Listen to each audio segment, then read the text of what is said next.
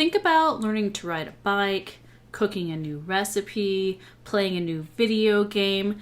Did someone tell you how to do it? Could you learn how to do these things just by watching a video? Or did you actually have to actively figure out how to do this yourself through trial and error and through your own personal experience? This is Constructivism, one of my favorite theories. It's a theory that says that learning is not about just passively receiving information, but it's about actually actively building your own experience. This can be a little bit of a tricky theory to understand, so let's dive in. Now, the key principles for constructivism is that a learner is actively constructing knowledge. This is a process that happens in their mind that's unique to that individual. Their prior knowledge really matters because that's how they're going to understand anything new that they're experiencing. Social learning is important in part of this because you are going to be constructing this new knowledge with the help of somebody else, and that's more or less depending on the theorist you look at. And the same information can be understood very differently depending on who the learner is and what their experience is. In any case, learning in as authentic a context as possible is going to be the most effective way to learn under this theory. Think of like on-the-job training. You can be in a classroom, maybe learning how to do a job until you're actually doing the job yourself. It may not actually click or make sense. There's a few Seminal Theorists that I come up most often in Constructivism. There's more besides this, but these are the ones that I hear most often. Jean Piaget is very famous for his work with children, in particular in how they learn. He is famous for his theory of cognitive constructivism. His work showed how children actively constructed their understanding through hands-on exploration and mental adaptation. Cognitive constructivism emphasizes that learners really construct their own understanding through their own experiences, and that when you're learning, children and adults, learning is going to require some assimilation as far as fitting new information into your existing knowledge. Let me repeat that. Under constructivism, cognitive constructivism especially, new information has to be assimilated into existing knowledge, okay? And additionally, there's a process of accommodation that happens where your existing knowledge has to be modified to fit that new information. So again, assimilation, your new information has to fit into your existing knowledge, but then flip side, your existing knowledge needs to be modified to accommodate that new information. So think about all the things bouncing around your head when you learn something new that has to fit in with the stuff that's already in there, and the stuff that's already in there has to be rearranged to fit that new stuff, okay? Now, lots of other constructivist theories and takes on this. Lev Vygotsky, famous for the zone of proximal development. He has a huge focus on the socio-cultural aspects of constructivism. He is very interested in how learning happens between people, and he says that between people aspect is really key to constructing new knowledge, and he has a lot to say about how learning is really grounded in culture. So for him, learning is constructed through social interaction. Jerome Bruner, another very prominent theorist in this, known for his theory of discovery learning. Now, he promotes the ideas that children, students, learn best by discovering principles themselves. I think about the simple science experiments I did as a kid where there's something really obvious like, wood floats in water and a rock sinks. This is an actual experiment I did in 3rd grade, and I remember you kind of understand this in general, but then when you actually do the experiment yourself, hands-on, you're like, oh, wow, look at that. I didn't expect that to happen so quickly. I was 8. I know. But think about those sort of simple things that kids do that it really matters when you have hands-on activity for kids so they can really put these things into action, see them for themselves, and experience it firsthand themselves and to construct their own knowledge. Now, because constructivism is kind of a tricky theory to understand, I'm going to give you a couple of personal examples of constructivist learning I've experienced, one older and one newer. I can talk about from my own life. If you want, you can skip ahead to how to actually put all this into practice in a classroom. But here we go. Here's my first example. When I was 20, I had this boyfriend. He was 2 years older than me, tall, dark, and handsome. He liked to talk about things that were obscure. So once upon a time, he's like, blah, blah, blah, War of the Roses, blah, blah, blah. And my mind immediately went to, oh, you mean the fantastic 1989 black comedy starring Kathleen Turner and Michael Douglas? No, actually, he says. I'm talking about this obscure historical event, a series of English civil wars. Ugh, how could you not know about this? And then I swear to you, 1 year later, we had the exact same conversation. Blah, blah, blah, War of the Roses, blah, blah, blah. Oh, you mean the amazing 1989 black comedy featuring Kathleen Turner and Michael Douglas? He was not impressed. I felt very silly because I did remember after this conversation having the exact same conversation a year earlier. But the fact of the matter is that he's talking about something really obscure, especially as an American. And my mind functions through 80s movies, apparently. And all I could think of was this black comedy. Totally worth a watch. It is very dark. It's not a, well, sort of, it starts out as a love story, but, you know, it gets a little darker from there. But that's where my mind went, because that's my existing knowledge. That's what I attached to the words War of the Roses, a 1989 black comedy. His understanding of the phrase War of the Roses was very different, because apparently he was very invested in this obscure historical event. How he can bring up the same thing more than once in a lifetime, I have no idea. But his mind worked differently than mine. And even after we had this initial conversation, him expressing his understanding of War of the Roses and me sharing mine, I did not construct a new understanding of the phrase War of the Roses. And you know what? I stand by the information I tied to the phrase War of the Roses. 80s movies are more interesting and better worth knowing than obscure historical events. Sorry, ex-boyfriend. All right, example number 2. My kids started kindergarten. When you are a new parent and your kid's in public school, there's lots of acronyms and phrases and things the school just assumes that you know. So we attended a school orientation night. Say this is the principal.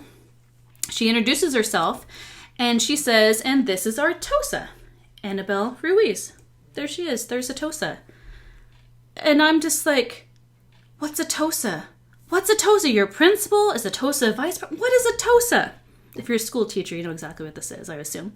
But my mind is searching through my existing information, and I'm like, dosa. I love Indian food. Dosa? Tosa? Probably not related to food. My mind went to TESOL. My professional experience involves knowing that there's a lot of people that get their masters in teaching English to speakers of other languages. I know a lot of people that have this specialty. I've talked to a lot of people about TESOL. So I'm like, Tosa, TESOL. I don't think that's the same thing, but that's what I have in my mind. And then my best friend is a social worker. I've been best friend for over 20 years. And I'm like, Tosa has an S in it. I know there's a social worker at the school, or at least the counselor has her master's in social work. Maybe the S in Tosa stands for social work somehow, but I could not retain this bit of information because I was given no other context for it. The principal just says, I'm the principal, here's our Tosa.